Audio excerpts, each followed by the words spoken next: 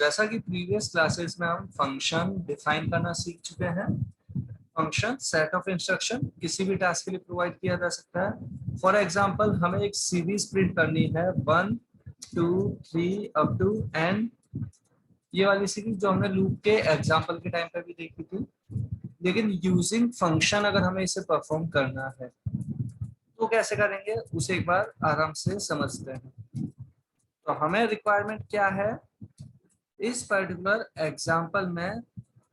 सबसे पहले normal implementation क्या होता है वो आप सभी को पता है कि एक वेरिएबल क्रिएट किया जिसकी वैल्यू यूजर से पूछना चाहते हैं, और जैसी वैल्यू यूजर दे देता है उसके बाद वो लूप प्रोवाइड कर देते हैं जिसकी वजह से हम इस सीरीज को प्रिंट कर लेते हैं। लॉजिक तो वही रहेगा भले ही फंक्शन से कर रहे हैं तो भी। बस बात इतनी सी है, सीरीज हमें यहाँ मेन फंक्शन में प्रिंट करवाने का कोड नहीं देना है। कहाँ प्रिंट करवाने का कोड देना है, वो लॉजिक प्रिंट करने वाला देना है किसी अलग फंक्शन में, क्योंकि ये सीरीज प्रिंट करनी है बट यूजिंग फंक्शन हमें इसे इम्प्लीमेंट करना है। तो कैसे करेंगे वो समझते हैं। तो जैसे हमने ये एन की वैल्यू यूजर से पूछ ली, उसके बाद हम एक सीरीज प्रिंट करने के लिए फंक्शन दे देते हैं। सपोज फंक्शन का नाम हमने दे दिया सीरीज, जिसके पास हम ये एन वाली वैल्यू भेजते हैं और पूरी सीरीज उस फंक्शन में प्रिंट हो जानी चाहिए। कुछ कैलकुलेट तो होना नहीं है जिसे असाइन करवाने की जरूरत लगे। सीरीज प्रिंट करनी है, वहां पे प्रिंट हो जाए, काम हो जाएगा। लौट के आगे भले ही आप चाहो तो गेटसीएच जैसा फंक्शन दे सकते हो जो कैरेक्टर रीड करने के लिए रुकेगा। अब ये सीरीज फंक्शन कैसा प्रोवाइड करना चाहेंगे उसे समझते हैं। सीरीज फंक्शन जिसमें हम ये पूरी सीरीज प्रिंट करना चाहते हैं, जहां एन की वैल्यू यूजर से जो रीड की थी उसे भेजा है, जिसे रिसीव कर लिया यहाँ एन में। अलग अलग मेमोरी रहेगी तो अंडरस्टैंडिंग के लिए हमने यहाँ पे बात कर ली कैपिटल एन। जब मेमोरी अलग अलग है, वेरिएबल अलग है, मेन फंक्शन का एन अलग, सीरीज फंक्शन का वेरिएबल का नाम चेंज दिखाने के लिए स्मॉल एन और कैपिटल एन प्रोवाइड कर दिया। यहाँ से डेटा कॉपी हो जाएगा। वैल्यू अगर 5 थी तो 5 यहाँ कॉपी हो जाएगा, अगर ये वैल्यू 7 थी तो 7 यहाँ कॉपी हो जाएगा, और उसके करस्पॉन्डिंग सीरीज प्रिंट करनी है। कैसे? तो चाहे व्हाइल लूप से, चाहे फॉर लूप से, चाहे जिस भी तरीके से। हमने यहाँ पे प्रोवाइड कर दिया फॉर लूप की हेल्प से, जैसे i equal 1, i less equal n, i plus plus. ध्यान रखने की चीज जो है इस फंक्शन के अंदर n स्मॉल n नहीं है, क्योंकि यहाँ इस स्कोप में स्मॉल n अगर काम में लोगे एरर शो कर देगा अनडिक्लेयर्ड वेरिएबल। कोई वेरिएबल डिक्लेयर ही नहीं हुआ इस स्कोप के अंदर। कैपिटल एन अवेलेबल है जिसमें स्मॉल एन जो था मेन फंक्शन का उसका डेटा कॉपी हुआ है, और सीरीज जो प्रिंट कर रहे हैं उसके लिए हमने यहाँ प्रिंट करवा दिया %d और आई की वैल्यू प्रिंट कर दी, स्पेस दे दिया, वैल्यू और स्पेस, वैल्यू स्पेस, इस तरीके का रिपीटेशन। फाइनली रिटर्न अगर लिखना चाहो तो लिख सकते हो, बट कोई वैल्यू तो रिटर्न करनी नहीं है, तो आप बिल्कुल इस तरीके से लिख सकते हो। फंक्शन वॉइड फंक्शन है, कोई भी वैल्यू रिटर्न नहीं कर रहा। ये रिटर्न लिखना कंपलसरी नहीं है, आपकी मर्जी है। आप यहाँ लिखना चाहो तो लिखो, नहीं लिखना चाहो तो मत लिखो, क्योंकि फंक्शन अगर कंप्लीट होगा तो लौट के तो जाएगा ही और आगे बढ़ेगा और गेट सीएच पे कैरेक्टर रीड करने के लिए रुक जाएगा। और इस पर्टिकुलर फंक्शन का डिक्लेरेशन अगर हमें प्रोवाइड करना है तो सेम इसका header part copy and paste और सेमीकोलन, साथ के साथ ये आइडेंटिफायर नेम हटा दिया। तो ये हमने एग्जांपल देखा है इस सीरीज को प्रिंट करने के लिए, 1 2 3 अप टू n वाली सीरीज को प्रिंट करने के लिए। कंपाइल किया हमने इस प्रोग्राम को।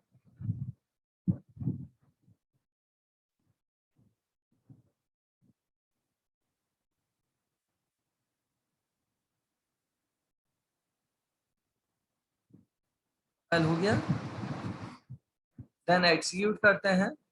वैल्यू अगर हम देते हैं यहाँ 5 तो सीरीज इस तरीके से आ रही है। इसी के एग्जीक्यूशन में अगर दे देते सपोज 14 तो इस तरीके से सीरीज आ रही है। लॉजिक वही है, लूप वही है, ध्यान से देखना, एग्जैक्ट वही लूप आपको देखने को मिल रहा है। वेरिएबल वही 1 से लेस इक्वल है ना i प्लस प्लस। बस तरीका जो हमारा चेंज हुआ वो क्या, मेन फंक्शन में ही काम करवा सकते थे, उसे हम अलग से जगह दे रहे हैं कि वहां पे हो रहा है ये सीरीज प्रिंट करने का काम। एक बार हम इस पर्टिकुलर लॉजिक को अगर आप थोड़ा बहुत समझ चुके हैं तो एक बार हम अब बात कर रहे हैं एक पैटर्न अगर हमें प्रिंट करना होता यूजिंग फंक्शन तो कैसे कर रहे होते हैं। जैसे हमें पैटर्न प्रिंट करना है, सपोज दिस वन, ये पैटर्न आप सभी जानते ही हैं, 1 1 2, next 1 2 3 and so on. Value अगर 5 दिया तो 1 2 3 4 5 एन के करस्पॉन्डिंग ये पैटर्न हम प्रिंट करना चाह रहे हैं, बस यूजिंग फंक्शन हमें अगर इसे इम्प्लीमेंट करना तो कैसे करेंगे। जैसे हमने फंक्शन का नाम नहीं, हमने फंक्शन का नाम दे दिया पैटर्न, और पैटर्न ड्रॉ करेंगे उस फंक्शन के अंदर। ये एन की वैल्यू रीड करने तक का टास्क तो सेम ही है, बस पैटर्न जो हमें प्रिंट करवाना है वो उस फंक्शन में हम प्रोवाइड कर देंगे। फंक्शन के नाम की स्पेलिंग जैसी आपने प्रोवाइड की है डिफाइन करते टाइम, वैसे ही उसे कॉल करोगे और वैसे ही डिक्लेयर करोगे। तो यहाँ पे भी हमने सब जगह वो पैटर्न कर दिया, बाकी तो सेम वही है, बस लॉजिक बदल गया, सीरीज नहीं, हमें वो पैटर्न प्रिंट करना है। तो हमने वेरिएबल लिए जैसे आई और जे, आई 1 से लेके एन तक, और जे प्रोवाइड कर दिया हमने for J equal 1, J less equal I, J plus plus.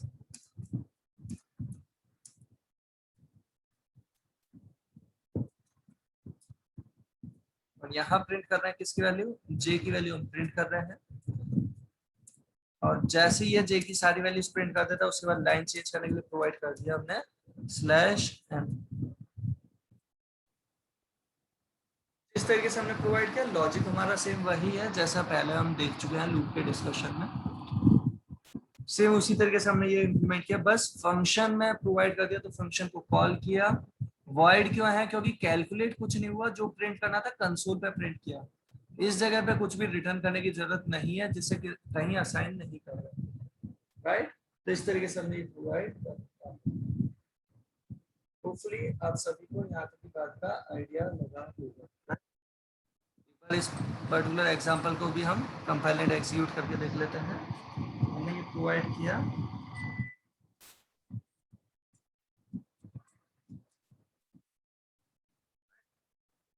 Value दे रहे हैं 5, तो इस तरीके से आ रहा है। इसी पर्टिकुलर क्वेश्चन में हम अगर वैल्यू दे देते हैं 8 तो इस तरीके से। लॉजिक सबके अलग अलग हो सकते हैं, सबके सोचने का तरीका अलग अलग हो सकता है। आप सभी को अगर ये पर्टिकुलर क्वेश्चन का आइडिया लगा था, सीरीज वाला ये क्वेश्चन, तो ये सीरीज वाला क्वेश्चन क्या कर रहा था, अगर वैल्यू यहाँ पे भेजेंगे 5 तो प्रिंट कर देगा 1 2 3 4 5, अगर वैल्यू भेजते हैं 3 तो प्रिंट कर देगा 1 2 3, वैल्यू भेजते हैं 8 तो 1 2 3 4 5 6 7 8। एक बार हम यहाँ पे जो बात कर रहे हैं उसे एक बार ध्यान से समझें।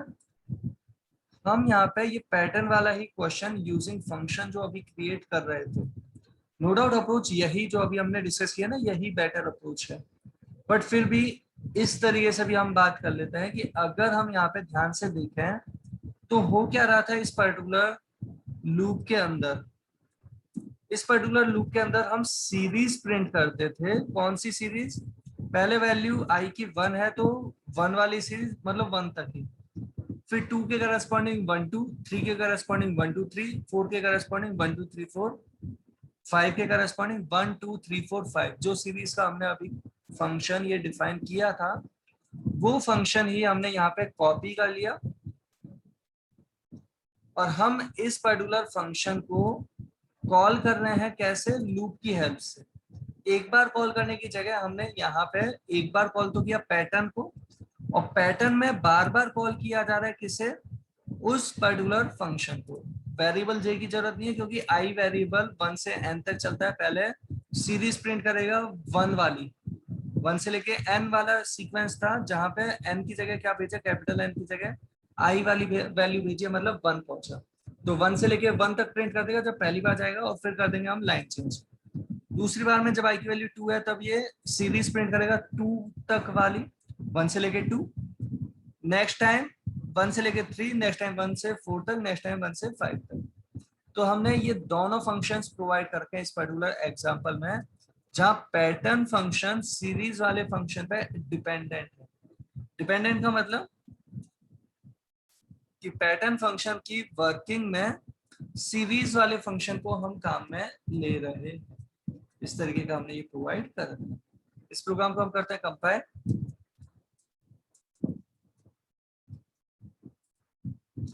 एग्जीक्यूट। वैल्यू अगर हम देते हैं यहाँ 6 तो इस तरीके से ये पैटर्न है। सीरीज में हमने स्पेस के साथ दे रखा होगा, तो स्पेस के साथ आ रहा था, हम यहाँ स्पेस हटा दिया जैसे, कंपाइल किया, एक्सिक्यूट किया, वैल्यू दिया 6, तो इस तरीके से आता है। इसी के एक्सिक्यूशन में अगर हम वैल्यू दे देते हैं सपोज 4, तो इस तरीके से। तो यहाँ पे n की वैल्यू जो यूजर देगा वो तो जाएगा पैटर्न के पास, और पैटर्न वाला फंक्शन बार बार सीरीज वाले फंक्शन को कॉल करेगा। इस पर्टिकुलर एग्जांपल में सीरीज वाला फंक्शन एक बार नहीं कितनी बार कॉल होगा, जितनी बार लूप चलेगा उतनी बार कॉल होगा। होपफुली यहाँ तक की बात का आप सभी को कुछ आइडिया लगा होगा। तो अभी जैसा आप पूछ रहे थे कि सीरीज और पैटर्न अगर हमें दोनों चीज सेम मेन फंक्शन के अंदर ही प्रोवाइड करना है तो कैसे प्रोवाइड करना है। एक मैसेज दिया, मैसेज देने के बाद सीरीज वाले फंक्शन को कॉल कर दिया, पैटर्न के लिए मैसेज दिया और पैटर्न वाले फंक्शन को कॉल कर दिया, और थोड़ा सा बेटर अंडरस्टैंडिंग के लिए हमने यहाँ पे भी एक मैसेज प्रोवाइड कर दिया सीरीज वाले फंक्शन में कि किसकी सीरीज प्रिंट की जा रही है। और इस केस में अगर हम इस प्रोग्राम को जब कंपाइल एंड एग्जीक्यूट कर रहे हैं, वैल्यू देते हैं, जैसे यहाँ पे हम सपोज 7, तो हमारे पास ये 7 के लिए सीरीज तो आ गई, एक क्लियर सीरीज जो कहाँ से आई, लाइन नंबर 19 पे हुआ था इस पर्टिकुलर फंक्शन का कॉल, वैल्यू किसके साथ, वैल्यू 7 के साथ, तो ये वाली सीरीज आ गई। फिर पैटर्न वाले फंक्शन का कॉल होता है वैल्यू 7 के साथ, तो पैटर्न वाले फंक्शन पे आया जहां n की वैल्यू हो गई है 7, यहाँ पे i की वैल्यू पहले होगी 1, और कंडीशन ट्रू होने पे ये सीरीज वाला फंक्शन पहले कॉल होगा वैल्यू 1 के लिए, उसके करस्पॉन्डिंग सीरीज आ जाएगी 1। फिर जब i की वैल्यू इंक्रीज होकर दोबारा से ये कॉल होगा तो i की वैल्यू 2 के लिए कॉल होगा, तो सीरीज वाला फंक्शन वैल्यू 2 के लिए कॉल होता है तो 1 2 आ जाती है। नेक्स्ट टाइम 3 के लिए होता है तो 1 2 3, नेक्स्ट टाइम 4 के लिए होता है तो 1 2 3 4। तो इस तरीके से i की वैल्यू अलग अलग आती रही और ये सीरीज अलग अलग प्रिंट होती है। फाइनली हमारा पैटर्न प्रिंट हो रहा है इस तरीके से। अगर हम इस मैसेज को प्रोवाइड नहीं करते तो हमारे पास पैटर्न आ जाता। ये अगर हमने मैसेज नहीं दिया, डायरेक्ट हमने कंपाइल एंड एग्जीक्यूट किया, सॉरी ये पहले हम क्लोज कर लेते हैं, एक बार जो पहले से ओपन है इसे कि हमने क्लोज, हमने इसे डायरेक्ट कंपाइल एंड एग्जीक्यूट किया तो आउटपुट में क्या आता है, वैल्यू दिया 5, तो कुछ इस तरीके से हमारे पास ये पैटर्न आता है। और ऐसे बहुत से अलग अलग एग्जांपल आप ट्राई करके देख सकते हैं, बट हाँ पैटर्न अगर आपसे कोई पूछता है तो सिंपलेस्ट मैनर में आप इस तरीके से कर सकते हैं कि कोई कहता है यूजिंग फंक्शन करो पैटर्न, तो बिल्कुल इसी तरीके से आप दे सकते हैं। पैटर्न का फंक्शन अगर देना है तो ये एक सिंपल सा बहुत है, सीरीज वाला फंक्शन इसी में है, काम में लेना जरूरी नहीं। हम एक बार बात कर रहे हैं फंक्शन के और एग्जांपल के लिए, एक सीरीज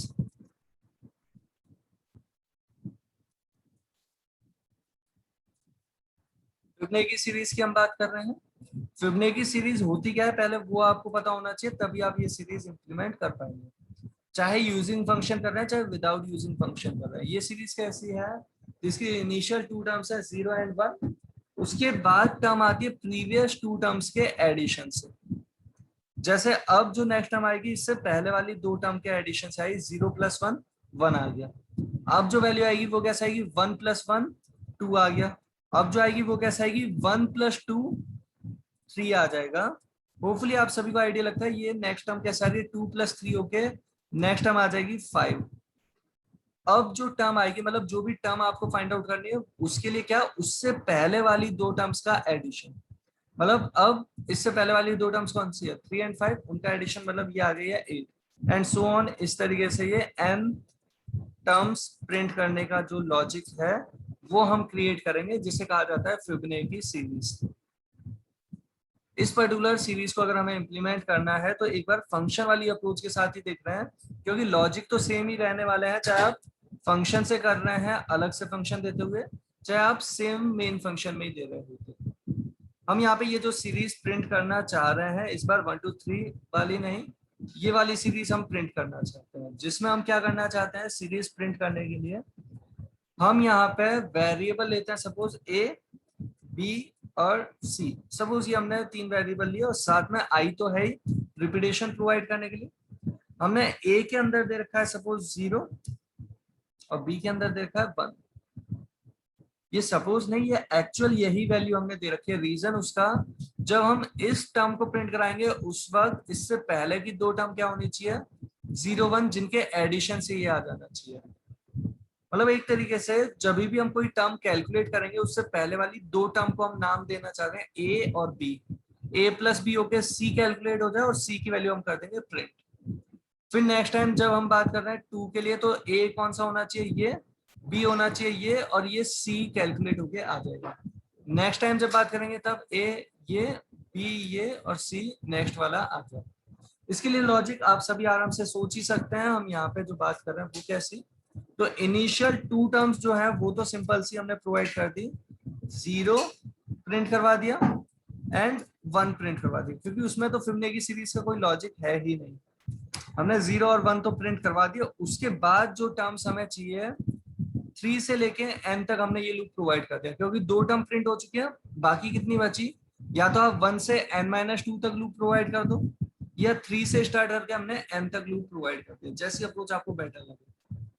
क्योंकि 2 टर्म्स ये हो चुकी है टोटल। अगर 5 टर्म्स अगर प्रिंट करनी है तो 5 टर्म्स कहां तक हो जाएंगी, 1 2 3 4 5, ये 6 वाली टर्म है, ये 7 वाली टर्म है। यहाँ पे जो हम बात करते हैं वो क्या करना चाह रहे हैं उसे आप सभी समझे। हम यहाँ पे c कैलकुलेट करना चाहते हैं a प्लस बी करके, और जैसे ये c कैलकुलेट हो जाए c को कर देंगे प्रिंट। बस c प्रिंट होने पे हमें चेंजेस करने छोटे से। वो चेंजेस क्या, कि जब c कैलकुलेट किया तब पहला वाला a था, दूसरा b था।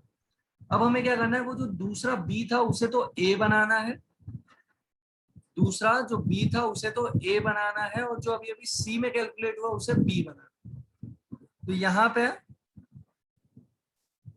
दूसरा जो b था उसे तो बनाना है a, मतलब क्या, a में असाइन कर दिया हमने b, साथ के साथ जो c कैलकुलेट हुआ उसे बनाना है b, मतलब b में असाइन कर दिया हमने c। कुछ इस तरीके से हमने ये लॉजिक प्रोवाइड किया, ये हमारी सीरीज इंप्लीमेंट हो जाएगी। अच्छा, सोचने के तरीके सबके अलग अलग हो सकते हैं, आप अपनी तरफ से सोच के ट्राई करना है इस सीरीज को। हमने ये अभी प्रोवाइड कर रखा है, कुछ ऐसा कंपाइल किया हमने एंड एग्जीक्यूट करते हैं इसे। वैल्यू देते हैं अगर हम 5 तो सीरीज इस तरीके से आती है। इसी के एग्जीक्यूशन में अगर हम प्रोवाइड कर देते हैं सपोज ये 8, तो सीरीज इस तरीके से कैलकुलेट होते हुए आ रही है। इसी के एग्जीक्यूशन में अगर हम दे देते हैं सपोज से 14, तो सीरीज इस तरीके से फिबोनाची की सीरीज जो आ रही है प्रीवियस 2 टर्म्स के एडिशन से, 5 और 8 के एडिशन से 13 आता है, 13 और 21 के एडिशन से 34 आता है, 13 और 21 के एडिशन से 34 एंड सो ऑन। इस तरीके से प्रीवियस 2 टर्म्स के एडिशन से, जैसे 21 और 34 के एडिशन से 55 आता है। तो a और b के एडिशन से c आता है, फिर ये जो b था वो बन जाए a, जो c था वो बन जाए b, तो a और b के एडिशन से फिर c आ गया, फिर ये a बन जाए और ये b बन जाए, तो a और b के एडिशन से ये c आ जाएगा। इस तरीके से हमारा ये लॉजिक चल रहा है एंड इसके रेस्पॉन्डिंग आउटपुट आ रहा है। वैल्यू 6 दी है तो 6 टर्म्स तक ये आ जाता है। और ये जो हमारे पास सीरीज आ रही है ये वैसे तो सही है, बस आप स्पेसिफिकली अगर 1 के लिए देखो तो भी ये 0 1 प्रिंट कर रहा है, क्योंकि हमने ये 0 1 तो डायरेक्टली प्रिंट कर ही दिया। आप चाहो तो इफ से डिसाइड कर सकते हो कि इफ अगर n की वैल्यू ग्रेटर देन 0 है तभी तो कोई टर्म प्रिंट करनी है, नहीं तो कोई टर्म प्रिंट करनी ही नहीं है। तो इस तरीके से हमने ये प्रोवाइड कर दिया। सिमिलरली हमने चेक किया इफ n की वैल्यू अगर ग्रेटर देन 1 है तो दूसरी टर्म प्रिंट करनी है, नहीं तो नहीं। तो इस तरीके से हमने प्रोवाइड कर दिया। और तीसरी टर्म से तो चाहिए, उसके लिए लूप कंट्रोल कर ही रहा है कि लूप चलना चाहिए या नहीं चलना चाहिए। एग्जीक्यूट किया, वैल्यू दे रहा हम जैसे 7, तो 7 टर्म्स आ रही है इस तरीके की। इसके एग्जीक्यूशन में अगर हम देते हैं 1 तो 1 टर्म ही आ रही है, और अगर हम दे देते हैं बाई चांस 0 तो 0 टर्म्स, मतलब एक भी टर्म नहीं है। तो ये फिबोनाची की सीरीज, होपफुली आप सभी को कुछ आइडिया लगा होगा। सबसे पहले नाम से पहचानने की जरूरत होगी कि सीरीज है कौन सी। बिल्कुल वैसे ही जैसे अगर आपसे कोई कह देता है कि चेक करके बताना है एक नंबर रीड करके कि वो नंबर प्राइम नंबर है या नहीं है, एक नंबर रीड करना है, चेक करके बताना है कि वो नंबर प्राइम है या नहीं है। तो कैसे करेंगे, वो भी ऐसे ही कुछ बात रहेगी कि पहले पता तो हो प्राइम होता क्या है। तो प्राइम होता क्या है, एक ऐसा नंबर जो वन और खुद से ही डिविजिबल हो, किसी और वैल्यू से डिविजिबल ना हो, वो कहलाता है आपके पास प्राइम नंबर। एक ऐसा नंबर जो किससे डिविजिबल हो, वन से सारे नंबर डिविजिबल होते हैं और खुद से डिविजिबल होते हैं। जैसे वैल्यू अगर 23 है तो 1 और 23 से तो डिविजिबल है, लेकिन किसी और वैल्यू से डिविजिबल नहीं है, तो ये है प्राइम नंबर। हमें अगर चेक करना है प्राइम नंबर है या नहीं, कोई वैल्यू चेक करके बतानी है कि प्राइम है या नहीं है, तो कैसे करेंगे उसकी बात करते हैं। पहले बिना अलग से फंक्शन दिए हुए और फिर फंक्शन के साथ। तो जैसे हमने ये नंबर रीड किया यूजर से, नंबर रीड करने के बाद हमें क्या करना है, तो कोई भी नंबर अपने से बड़ी वैल्यू से तो डिविजिबल होता नहीं है।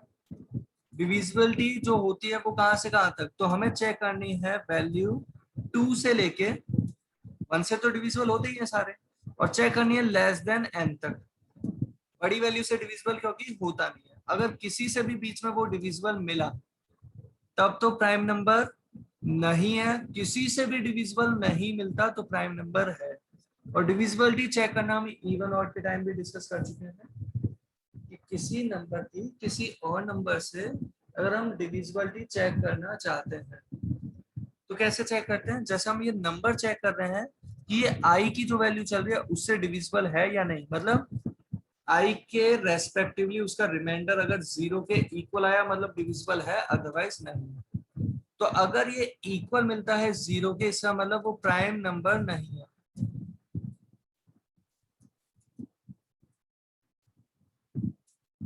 लेकिन इसके एल्स में नहीं कह सकते कि वो प्राइम है।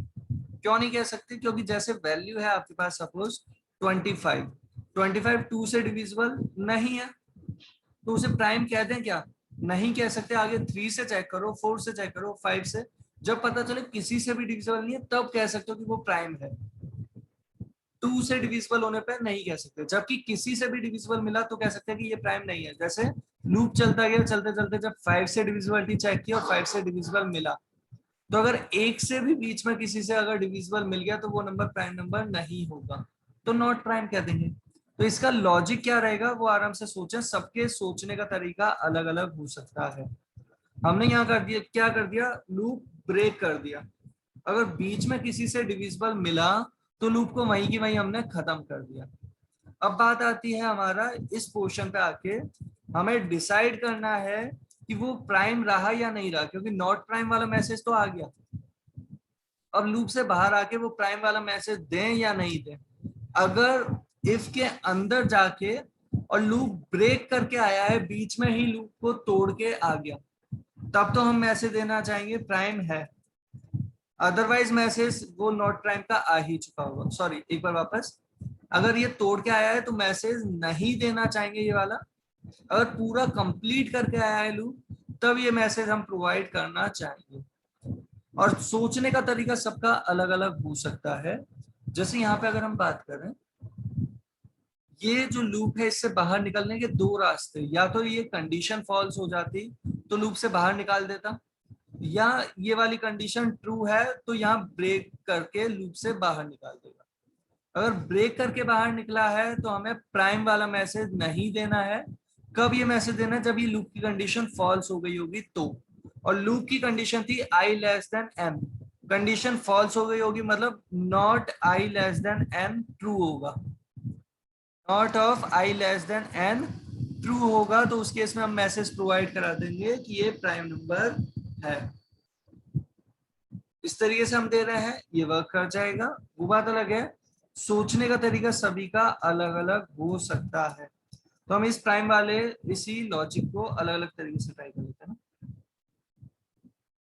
हमने जो प्रोवाइड कर रखा है print F not print, compile किया एंड एग्जीक्यूट किया, वैल्यू दे रहे हैं अगर हम यहाँ सपोज 44 तो ये नॉट प्राइम। अगर हम यहीं पे एग्जीक्यूशन में दे देते हैं सपोज 69 नॉट प्राइम।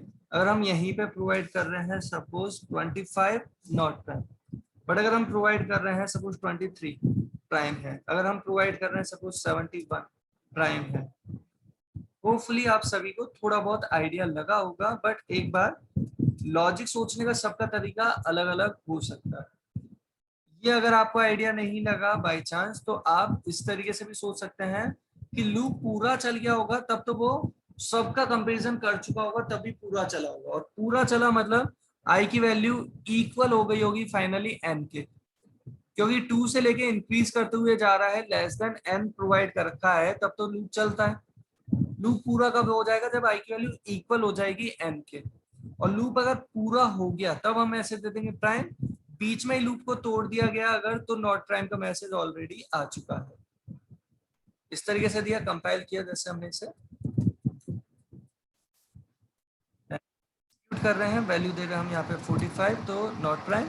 और इसी के एग्जीक्यूशन में अगर हम देते हैं सपोज 23, तो प्राइम। ये जो अभी हमने प्रोवाइड कर रखा है, जब ऐसा कुछ कर ही रहे हैं कि बाहर आके डिसाइड करना ही है, तो बस यहाँ पे तो ब्रेक दे दो। प्रिंट क्या करना है वो यहाँ पे डिसाइड कर लो कि वहां प्राइम का दे रखा है, यहाँ नॉट प्राइम वाला मैसेज दे दो। ऐसा भी कर सकते हो कि यहाँ पे किसी से भी अगर डिविजिबल मिला तब तो कर दिया ब्रेक और लूप से बाहर आ गए होंगे। अगर किसी से भी डिविजिबल नहीं मिलता है तो लूप पूरा खत्म करके फिर बाहर आए। और फाइनली आई की वैल्यू अगर इक्वल हो गई है एन के, तब तो प्राइम है, नहीं तो नॉट प्राइम। इस तरीके से आप प्रोवाइड कर सकते हैं।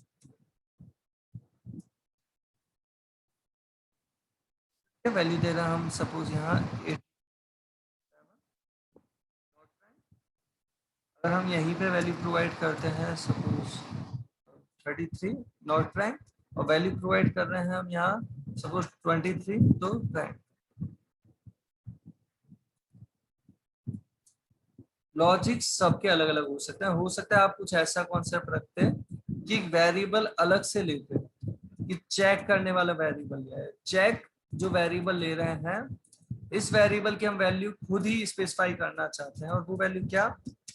चेक इक्वल हम दे रहे हैं अगर ये सपोज 1, फिर तो प्राइम है। और अगर हम देते हैं ये चेक इक्वल 0, ये हमने ऐसे ही ले लिया, देन नॉट प्राइम। तो हम यहाँ पे क्या करते हैं, जब ये इस पोर्शन पे जाता है तभी तो पता चलेगा किसी से डिविजिबल है। तब हम कहना चाह रहे हैं वो प्राइम नहीं हो सकता क्योंकि किसी और से डिविजिबल है, तो हमने कर दिया चेक इक्वल 0। अदरवाइज हमने पहले से चेक को क्या प्रोवाइड रखा है, या चेक या कोई भी वेरिएबल, वेरिएबल में कुछ भी हो सकता है। जैसे पी ले लिया हमने प्राइम वाले सेंस के लिए, पी अगर इक्वल है 1 के, तब तो हम कह रहे हैं प्राइम। ये हमने सोचा, इसके लिए हमने पी अलग से देना चाहा है। अपने आप पी में वैल्यू 1 या 0 नहीं आएगी, हम दोनों ही वैल्यू हम ही प्रोवाइड कर रहे हैं। लूप जब चलता है तब पी को 1 दे रखा है पहले से, लेकिन अगर कहीं इस इफ के अंदर जाता है तो कर दिया 0, क्योंकि यहीं पे तो जाके पता चलता है कि प्राइम नहीं है। किसी और से डिविजिबल है तो प्राइम नहीं है। अदरवाइज प्राइम होता तो 1 पहले से दे रखा है और इस इफ के अंदर आके 0 कर दिया।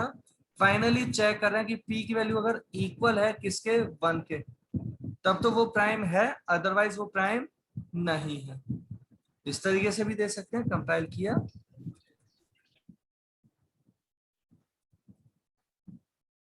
एक्सिक्यूट कर रहे हैं, वैल्यू दे रहे हैं अगर 57 है। इसी के एग्जीक्यूशन में अगर हम दे रहे हैं सपोज 29,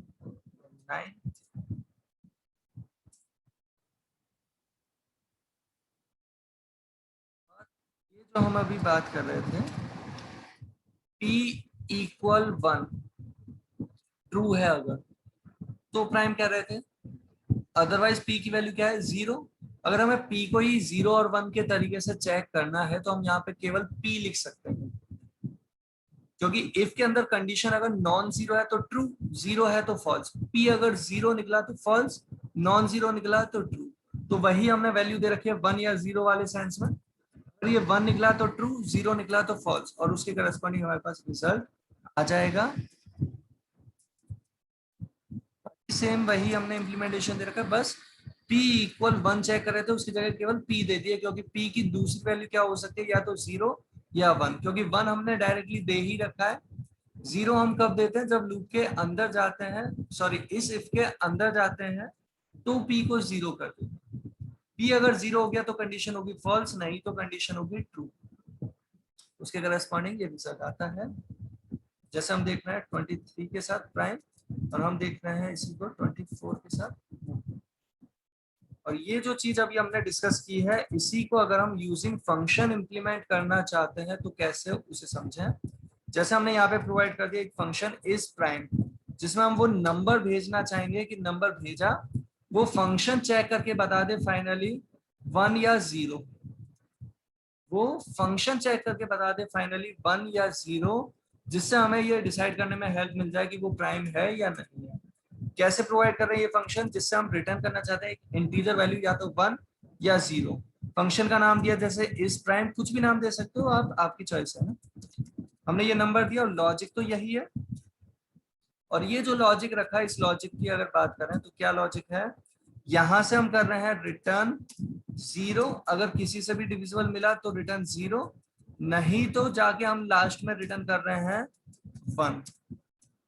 बीच में किसी से भी अगर डिविजिबल मिला तब तो हम रिटर्न कर देते हैं 0, नहीं तो रिटर्न कर रहे हैं हम क्या, 1। इस तरीके से हमने ये प्रोवाइड कर रखा। सभी ध्यान से देख लें। एन जो कॉपी हुआ कैपिटल एन में कॉपी किया है और उसके करस्पॉन्डिंग लूप दे रहे हैं। एन रिमाइंडर आई चेक कर रहे हैं, अगर इक्वल मिला 0 के तब तो रिटर्न कर दिया 0, मतलब कंडीशन हो जाए वो फॉल्स। जिसे हम प्राइम चेक करना चाह रहे हैं वहां रिजल्ट क्या मिल जाए कि वो प्राइम नहीं है। कंडीशन फॉल्स को रिप्रेजेंट करने के लिए रिटर्न क्या किया, 0। जबकि कंडीशन ट्रू को रिप्रेजेंट करने के लिए हमने रिटर्न किया है 1। उसके करस्पॉन्डिंग ये 1 अगर होगा तो प्राइम वाला मैसेज आएगा, अदरवाइज नहीं। और इस पर्टिकुलर फंक्शन का डिक्लेरेशन कैसे, तो जैसा ये फंक्शन डिफाइंड है उसी का हेडर पार्ट हमने यहाँ पे कॉपी करके प्रोवाइड कर दिया, जहां ये आइडेंटिफायर अलग से देने की जरूरत नहीं। तो इस तरीके से ये जो हमने प्रोवाइड किया है, जहां ये पी और आई वेरिएबल मेन फंक्शन में रिक्वायर्ड ही नहीं है, ये हमने दे रखा है क्या, प्राइम चेक करने वाला एक लॉजिक यूजिंग फंक्शन, जहां पे इफ के अंदर सिंपली चेक किया, नंबर रीड किया, इफ के अंदर फंक्शन दे दिया, जिस फंक्शन से लौट के या तो 1 आ रहा है या 0 आ रहा है, नॉन 0 या 0 आ रहा है। अगर कहीं डिविजिबल मिला तब तो रिटर्न कर दिया 0, कहीं पे भी डिविजिबल नहीं मिला तो रिटर्न कर दिया 1। इस प्रोग्राम को हमने किया कंपाइल, चेक करते हैं तो आउटपुट सेम उसी तरीके से आता है। 23 के लिए प्राइम एंड 24 के लिए नॉट प्राइम। होपफुली आप सभी को यहाँ तक की बात का कुछ लगा होगा। प्राइम नंबर चेक करना, और इस पर्टिकुलर एग्जांपल में फंक्शन कॉल हुआ है इफ के अंदर, मतलब फंक्शन कहीं पे भी कॉल किया जा सकता है, जो भी पोर्शन एग्जीक्यूट होगा वहां पर।